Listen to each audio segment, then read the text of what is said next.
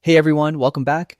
In this quick tutorial, I'll show you how to screen record on Windows 11 using a built-in tool. No extra software needed. So let's jump right in. Yes, you can screen record directly in Windows 11 by using the snipping tool.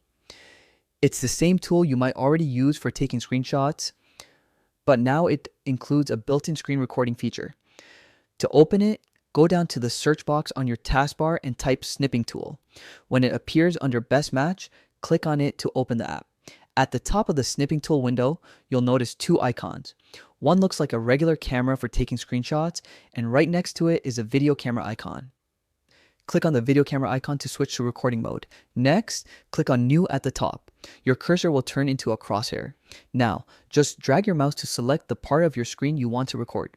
If you want to record the entire screen, start from the top left corner, hold down your left mouse button, and drag it to the bottom right corner.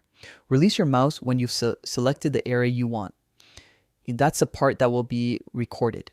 Before you start recording, take a look at the small toolbar that appears. You'll see a few useful options here. A microphone icon that lets you toggle your voice recording on or off. A speaker icon that controls whether system sounds are recorded.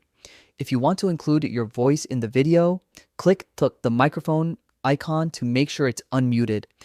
And if you want to capture system audio, like sound effects or background music, make sure the speaker icon doesn't have a line through it. Once you're ready, click Start Recording. You'll see a quick countdown. 3, 2, 1, and then your recording will begin. While you're recording, you'll notice a small toolbar with two buttons, one for pause and one for stop. You can use the pause button if you want to take a quick break during your recording, or click the red stop button when you're done. As soon as you stop recording, a preview window will appear. Here, you can watch your recorded video to make sure everything looks good. If you're happy with it, go to the top right corner of the snipping tool window and click Save As. Choose a folder and file name, then hit Save.